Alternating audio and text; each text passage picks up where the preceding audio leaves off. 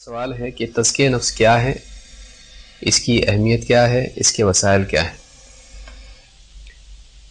قرآن کریم میں اللہ رب العالمین نے تزکیہ نفس کی اہمیت بیان کی ہے اور انسان کی کامیابی کا مدار تزکیہ نفس پہ رکھا ہے۔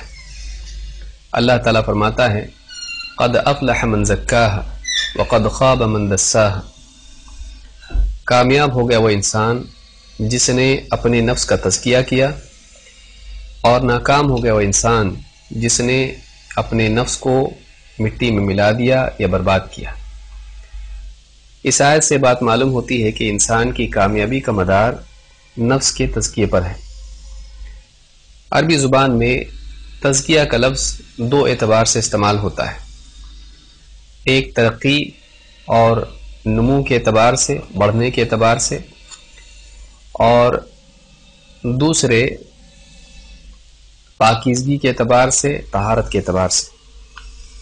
ایک انسان کو اللہ رب العالمین نے نفس کے ساتھ پیدا کیا ہے اور انسان پر یہ ذمہ داری ڈالی ہے کہ وہ اپنے نفس کو پاک کرے۔ انسان کے نفس میں مادی خواہشات ہیں، وہ مال کا طالب ہے، لذتوں کا طالب ہے، اسی طرح سے عزت اور عہدے کا طالب ہے۔ یہ فطری طور پر انسان میں چیزیں اللہ رب العالمین نے رکھی ہیں۔ اسی طرح سے انسان میں راحت کی طلب ہے، اور یہ راحت کی طلب انسان کو شرعی اعمال میں سستی کی طرف لے جاتی ہے۔ وہ مجاہدہ نہیں کرنا چاہتا ہے بلکہ وہ آرام چاہتا ہے، اور اس آرام کی وجہ سے، اس کی طلب میں، ایک انسان بہت سارے احکام جن میں نفس کو مشقت ہوتی ہے چھوڑ دیتا ہے۔ راحت کی طلب غلط نہیں ہے، اسی طرح سے لذت کی طلب بھی غلط نہیں ہے۔ اگر لذت کی طلب انسان میں نہ ہو تو ایک انسان جنت کے لیے اعمال نہیں کرے گا۔ اسی طرح سے اگر راحت کی طلب انسان میں نہ ہو تو انسان جہنم سے بچنے کی اور جنت میں جانے کی کوشش نہیں کرے گا۔ لیکن راحت کی طلب اگر اللہ تعالیٰ کے احکام کے مقابلے میں ہو تو بری ہے، اسی طرح سے لذت کی طلب اگر اللہ تعالیٰ کی منع کی ہوئی چیزوں کے سلسلے میں ہو تو یہ بری ہے۔ انسان کو اللہ رب العالمین نے یہی ذمہ داری دی ہے کہ وہ اپنے نفس کو پابند کرے، وہ اپنے نفس کو ان کاموں کے کرنے پر آمادہ کرے جن کا حکم اللہ رب العالمین نے دیا ہے، چاہے اس میں انسان کو تکلیف ہی ہو۔ اور اللہ رب العالمین نے انسان کو اس بات کا مکلف کیا ہے کہ وہ ان کاموں سے بچنے کے لیے نفس کے خلاف مجاہدہ کرے جن سے اللہ رب العالمین نے منع کیا ہے، چاہے اس کا نفس کتنی ہی اس کی چاہت کیوں نہ کرے۔ اور اسی کا نام تزکیہ ہے، اسی کا نام تزکیہ نفس ہے کہ ایک انسان اپنے معلوم علم کے مطابق اپنی زندگی کو بنانے کی کوشش کرے، وہ حلال کو حلال مانے، حرام کو حرام مانے، اللہ کے حکموں کو تسلیم کرے، اللہ تعالیٰ کی منع کی ہوئی چیزوں سے اپنے آپ کو بچانے کی کوشش کرے، اپنے آپ کو اللہ کی وحی کے مطابق، اللہ کی طرف سے نازل ہونے والے علم کے مطابق بنانے کی کوشش کا نام اور اس مجاہدے کا نام تزکیہ نفس ہے۔ یہ کوئی آسان کام نہیں ہے، بلا شبہ نفس کے خلاف مجاہدہ کرنا ایک بہت ہی مشکل چیز ہے، لیکن انسان کی ترقی اسی میں چھپی ہوئی ہے۔ نفس کے اندر جو عیوب ہیں، اللہ تعالیٰ کی محرمات کی طرف رغبت اور اللہ تعالیٰ کے فرائض میں سستی، اس کمزوری اور اس عیب کو دور کرنے کی کوشش کرنا اور نفس کو ان کمیوں سے پاک کرنے کی کوشش کرنا تزکیہ ہے۔ اسی طرح سے نفس کی جو حالت ہے، جو اس میں کمیاں اور کوتاہیاں اور کمزوریاں ہیں، ان سے نفس کو بہتر بنانے کی طرف ترقی کرنا، اس کی نما کی طرف اس کو لے جانا، اس کو پروان چڑھانا، اس کا نام تزکیہ نفس ہے۔ یہ اتنا اہم ہے کہ اللہ کے نبی صلی اللہ علیہ وسلم کی جو ذمہ داریاں قرآن کریم میں اللہ نے بتلائی ہیں، ان میں سے ایک ذمہ داری یہ بھی تھی کہ آپ کو اللہ تعالیٰ نے مسلمانوں کے تزکیے کے لیے بھیجا۔ اللہ تعالیٰ قرآن کریم میں فرماتا ہے لقد من اللہ علی المؤمنین اذ بعث فیہم رسولا من انفسہم یتلو علیہم آیاتہ ویزکیہم ویعلمہم الکتاب والحکمہ وان کانوا من قبل لفی ضلال مبین۔ اللہ تعالیٰ نے ایمان والوں پر بہت بڑا احسان کیا جب انہی میں سے ایک رسول ان کے درمیان بھیجا جو انہیں اللہ کی آیتیں پڑھ کر سناتا ہے اور وَيُزَكِّيهِمْ ان کے نفس کا تزکیہ کرتا ہے، وَيُعَلِّمُهُمُ الْكِتَابَ وَالْحِكْمَةَ اور انہیں کتاب اور حکمت کی تعلیم دیتا ہے، وَإِنْ كَانُوا مِنْ قَبْلُ لَفِي ضَلَالٍ مُبِينٍ حالانکہ اس سے پہلے ان لوگوں کا حال یہ تھا کہ وہ کھلی گمراہی میں پڑے ہوئے تھے۔ لوگوں کو گمراہی سے نکالنے کے لیے، ان کو ہدایت یافتہ بنانے کے لیے اللہ کے نبی صلی اللہ علیہ وسلم نے جن کاموں کا اہتمام کیا ان میں سے ایک اللہ کی آیات کی تلاوت کرنا اور لوگوں تک امانت کو پہنچانا تھا، اسی طرح سے لوگوں کے نفس کا تزکیہ کرنا تھا اور انہیں کتاب یعنی قرآن اور حکمت یعنی سنت کی تعلیم دینا تھا۔ اس آیت میں آپ غور کریں کہ اللہ تعالیٰ نے کتاب و حکمت کی تعلیم پر تزکیہ نفس کو مقدم رکھا۔ اللہ تعالیٰ نے پہلے اس کو بیان کیا، اس کے بعد کتاب و حکمت کی تعلیم کو بیان کیا۔ اس سے ایک بات یہ معلوم ہوتی ہے کہ تزکیہ نفس بہت ضروری ہے۔ اگر تزکیہ نفس نہیں ہوگا تو ایک انسان کتاب و سنت کا علم رکھنے کے باوجود بھی نفس کے تابع ہو کر دین میں تحریف کا مرتکب ہوگا۔ یہود کی بیماری کو اگر آپ دیکھیں تو یہود کے پاس آپ کو یہی چیز ملے گی کہ ان کے پاس دین کا علم تھا، ان کے پاس اللہ تعالیٰ کے احکام بالتفصیل تھے، انہوں نے وہ ساری چیز سمجھی، لیکن چونکہ نفس کے غلام تھے اور انہوں نے نفس کا تزکیہ نہیں کیا تھا، لہٰذا اللہ رب العالمین کے احکام کے سلسلے میں ان سے ایک کوتاہی ہوئی کہ ایک طرف وہ اللہ تعالیٰ کی حرام کی ہوئی چیزوں کو حیلے کے ذریعے سے حلال کر لیتے تھے۔ ان کے علماء کا بھی حال یہ تھا، ان کے رہبان کا یا نصارہ کے رہبان کا حال یہ تھا کہ وہ اپنی خواہشات کے مطابق شریعت میں ترمیمات اور تبدیلیاں کرتے تھے اور لوگوں کو بھی یہی غلط باتیں بتاتے اور لوگوں کو گمراہ کرتے۔ جب ایک انسان کا تزکیہ نفس نہ ہوا ہو تو بہت ممکن ہے کہ علم رکھنے کے باوجود اپنی ذاتی زندگی میں وہ عمل نہ کرے اور اسی طرح سے دوسروں کو بھی گمراہ کرنے کے لیے اس دین کو ٹھیک ٹھاک پہنچانے کے بجائے اپنی خواہش کے مطابق اس میں تحریف کر کے لوگوں تک پہنچائے۔ دین میں تحریف، شریعت میں تحریف، علم کا بگاڑ، علم کو غلط طور پر، غلط رنگ میں، غلط طور پر پیش کرنا، یہ انسان کی خواہش نفس ہی کا نتیجہ ہے۔ تو چاہے عملی بگاڑ ہو یا اسی طرح سے دین میں تحریف ہو، اس کی اصل وجہ اور بنیاد انسان کا نفس کا غلام ہونا ہے، اور یہی تزکیہ نفس کے نہ ہونے کی وجہ سے ہوتا ہے۔ لہٰذا آج آپ دنیا میں دیکھیں گے کہ بہت سارے لوگ ہیں جو دین کا علم رکھتے ہیں لیکن ان کی زندگی میں عمل نہیں ہے۔ وجہ کیا ہے؟ ان کا علم ان کے پاس ہے لیکن انہوں نے اپنے نفس کو اس علم کے تابع نہیں کیا، اپنے نفس کو انہوں نے اللہ تعالیٰ کی طرف سے آئی ہوئی شریعت کا پابند نہیں بنایا۔ اس کے لیے مجاہدہ لگتا ہے، جب آدمی مجاہدہ کرتا ہے تو دین پر چلنا آسان ہوتا ہے۔ لہٰذا نفس کی تربیت کرنا ضروری ہے۔ ایک جانور کو بھی اگر انسان اس کو تربیت دے تو جنگلی جانور بھی انسان کا پابند بن جاتا ہے۔ لہٰذا ایک انسان کو چاہیے کہ وہ اپنے نفس کو پابند بنانے کی مشق کرے، اللہ تعالیٰ کے دیے ہوئے دین اور اس کی شریعت کا پابند، قرآن و سنت کا پابند۔ اسی تربیت کا نام تزکیہ نفس ہے، اور یہ زندگی بھر کے لیے ہے، اور انسان کبھی بھی اس سے مستغنی نہیں ہو سکتا ہے۔ تزکیہ نفس کے نتیجے میں ایک انسان کو نفس کا مجاہدہ کرنے کی وجہ سے ہدایت ملتی ہے، اور وہ ہدایت کے مراتب طے کرتا رہتا ہے۔ اللہ تعالیٰ نے فرمایا وَالَّذِينَ جَاهَدُوا فِينَا لَنَهْدِيَنَّهُمْ سُبُلَنَا، جو ہماری راہ میں مجاہدہ کرتے ہیں ہم ان کو اپنی راہوں کی ہدایت دیتے ہیں۔ اللہ کی خاطر مجاہدہ کرنا، اخلاص کے ساتھ اللہ کے لیے نفس کی خلاف ورزی کرنا شریعت کی روشنی میں، یہ ایک بہت عظیم شان عمل ہے، مشکل کام ہے، لیکن اس کے نتیجے میں اللہ رب العالمین کی طرف سے انسان کو ہدایت ملتی ہے۔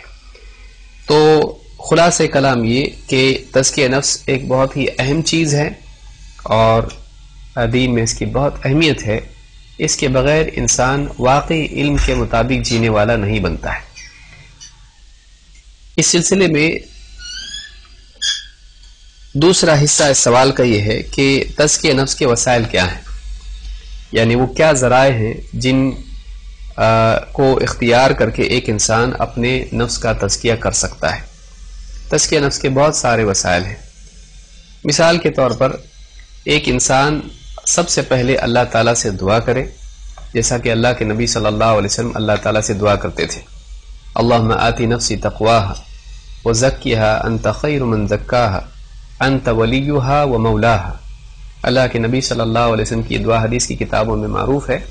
आप दुआ करते अल्लाहुम्मा आति नफ्सी तक़वाहा, ए अल्लाह मेरे नफ्स को उसका तक़वा, उसकी परहेजगारी अता फरमा। व ज़क्किहा अंत खैरु मन ज़क्काहा, और मेरे नफ्स का तज़किया कर, तू बेहतरीन तज़किया करने वाला है। मेरे नफ्स को अयूब से पाक कर, तो बेहतरीन तो वो है जो नफ्स का बेहतरीन तौर पर तज़किया करे। अंत वलीयुहा व मौलाहा, और तू ही मेरे नफ्स का वली है, कारसाज है, और तू ही मेरा उसका नफ्स का मौला है। तो अल्लाह रब्बुल आलमीन ही सबका मौला है, कामों का बनाने वाला, निगहबां, निगरां, मददगार, हर एतबार से अल्लाह रब्बुल आलमीन सारी कायनात का निज़ाम चलाने वाला है, और इंसान के नफ्स की सलाह करने वाला भी अल्लाह ताला है। तो असलन तज़किया नफ्स अल्लाह की तौफीक के बगैर नहीं हो सकता है। बलिल्लाहु युज़क्की मन यशा, अल्लाह ने कहा कि अल्लाह ताला जिसका चाहता है तज़किया करता है, अल्लाह जिसको चाहता है पाक करता है। तो पहली चीज़ यह है कि एक इंसान तज़किया नफ्स के सिलसिले में अपनी ज़ात पर एतमाद करने की बजाय अल्लाह रब्बुल आलमीन पर एतमाद रखे। जिसको अल्लाह पाक करे वही पाक हो सकता है, जिसको अल्लाह ताला पाक न करे वो उसी गुमराही और बुराई के गड्ढे में पड़ा रहेगा। तो अल्लाह की मदद ज़रूरी है। यही वजह है कि हम हर नमाज में, हर रकात में अल्लाह ताला से हिदायत मांगते हैं। अल्लाह ताला की हिदायत दिए बगैर किसी इंसान को दुनिया में हिदायत नहीं मिल सकती है। तो ये पहली चीज़ है। दूसरी चीज़ तज़किया नफ्स का ज़रिया जो है ये किसी मुरब्बी या किसी आलिम या किसी रहबर के ताबे होना है। इंसान का नफ्स आज़ादी चाहता है, और इंसान के लिए ज़रूरी है कि उसको कोई रहनुमा मिले जो उसके नफ्स के अयूब को जानता हो, कोई उसके लिए उस्ताद हो, कोई आलिम हो जो कुरान और सुन्नत का जानने वाला हो। ये पीरी मुरीदी नहीं है। इस्लाम में पीरी मुरीदी का कोई तस्वुर नहीं है। अलबत्ता एक आलिम और तालिब इल्म, एक उस्ताद और एक शागिर्द का तस्वुर है। जैसे अल्लाह के नबी सल्लल्लाहु अलैहि वसल्लम के मातहती में सहाबा होते थे, आपसे दीन के मसाइल पूछते, लेकिन अपनी ज़ाती ज़िंदगी में जो मसाइल आते, अपने अंदर जो कमज़ोरियाँ देखते, इस सिलसिले में भी अल्लाह के नबी सल्लल्लाहु अलैहि वसल्लम की खिदमत में हाजिर होकर आपसे रहनुमाई और रहबरी हासिल करते। आप उनको नसीहत करते और वो अपनी इस्लाह की कोशिश करते। इसी तरह से समाज में जो अहले इल्म होते हैं, जो कुरान और सुन्नत का इल्म रखने वाले होते हैं, और इसी के साथ साथ तक़वा शिआर होते हैं, मुत्तकी होते हैं, जो नफ्स के अयूब जानते हैं, उसका इलाज जानते हैं कुरान और सुन्नत की रोशनी में, तो ऐसे अहले इल्म के ताबे होना ये भी तज़किया नफ्स का एक बहुत बड़ा ज़रिया है।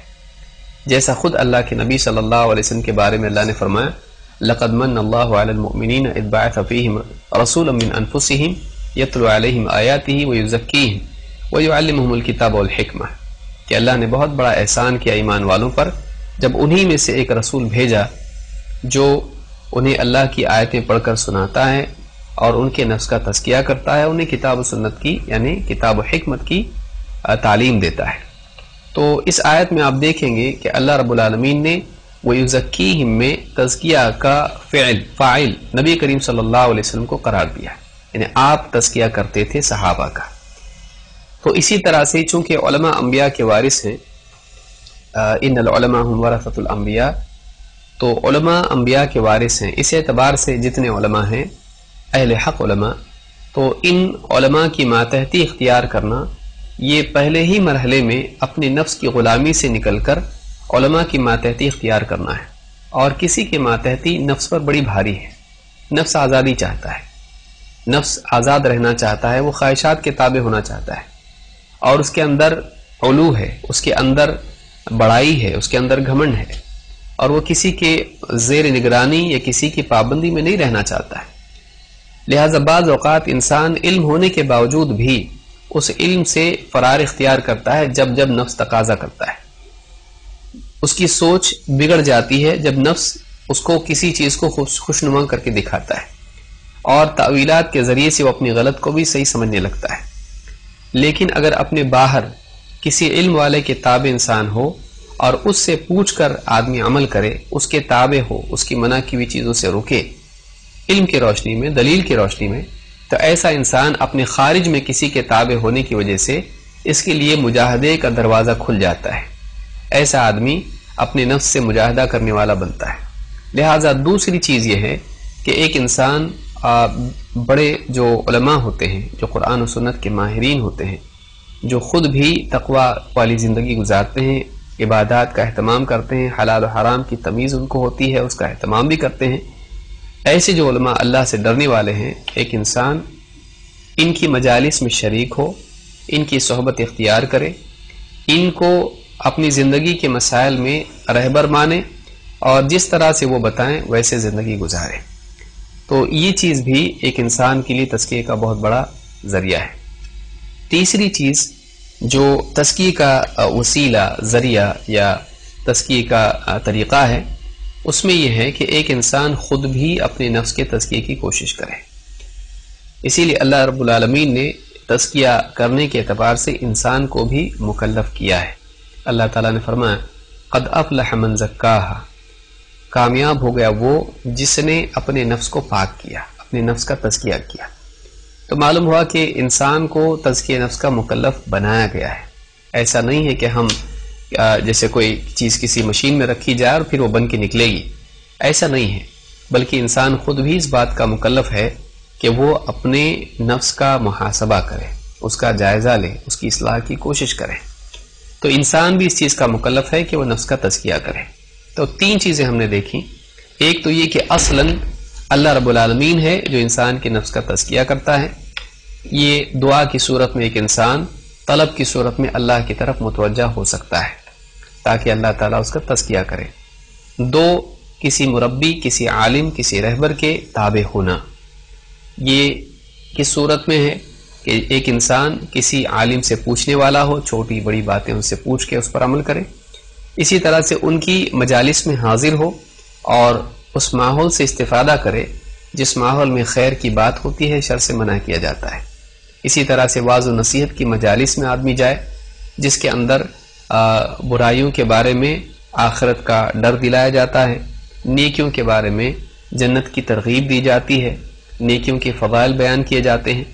تو یہ جو چیز ہے، ان مجالس میں جو قرآن و سنت کی روشنی میں ترغیب و ترہیب اور اسی طرح سے وعظ و نصیحت کا ماحول ہوتا ہے، وہ انسان کے نفس کو تابع کرتا ہے، اس کے اندر ڈر پیدا ہوتا ہے، اس کے اندر فکر پیدا ہوتی ہے۔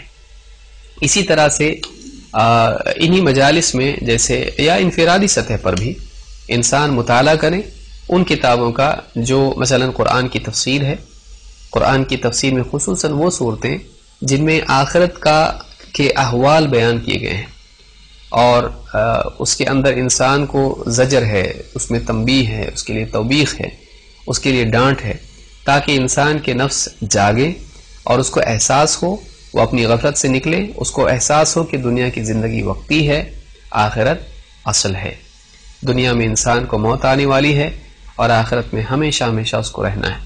تو آخرت کی یاد بھی نفس کے تزکیے کا ایک بہت بڑا ذریعہ ہے۔ موت کی یاد انسان کے لیے بہت بڑی تنبیہ ہے، اس کو اس کی غفلت سے جگاتی ہے۔ آخرت کا معاملہ یاد کرنا یہ بھی اس کی اصلاح کا ذریعہ بنتا ہے۔ اسی طرح سے قوموں کے واقعات پڑھنا، اور چاہے فرعون ہو یا دوسری جتنی بھی نوح علیہ السلام کی قوم ہو یا الی آخرہ، جتنے بھی واقعات قرآن کریم میں بیان کیے گئے ہیں، ان واقعات سے نصیحت لینا، تو یا اسی طرح سے اپنے احوال، اپنے اطراف کے احوال جو ہیں اس کو دیکھنا، قوموں کی تاریخ دیکھنا اور دوسروں سے نصیحت لینا، دوسروں کو دیکھنا کہ ان کے بگاڑ سے کیسے وہ ہلاک ہوئے اور کیسے اللہ رب العالمین نے صالحین کو ان کی خیر کی وجہ سے اللہ تعالیٰ نے ان کو کامیاب کیا۔ تو انسان واقعات سے نصیحت لیتا ہے، ان واقعات میں غور کر کے، چاہے وہ قرآن و سنت کے واقعات ہوں، چاہے وہ سلف کے واقعات ہوں، چاہے اپنے اطراف ہونے والے واقعات ہوں، ماضی کے واقعات ہوں، تو ان واقعات سے سبق لینا بھی انسان کے لیے تزکیے کا ذریعہ ہے۔ اسی طرح سے اچھی صحبت ایک بہت اچھا ذریعہ ہے، چاہے وہ علماء کی صحبت ہو یا اسی طرح سے نیک لوگوں کی، نیک دوستوں کی صحبت ہو۔ اچھی صحبت سے انسان کے نفس پر اچھے اثرات پڑتے ہیں۔ حدیث میں اللہ کے نبی صلی اللہ علیہ وسلم نے فرمایا الرجل علی دین خلیلہ فلینظر احدکم من یخالل، آدمی اپنے دوست کے دین پر ہوتا ہے، لہذا وہ اچھی طرح سے دیکھ لے کہ کس سے اپنی دوستی بنائے ہوئے ہے۔ تو آدمی کو چاہیے کہ وہ اپنا ماحول صحیح کرے۔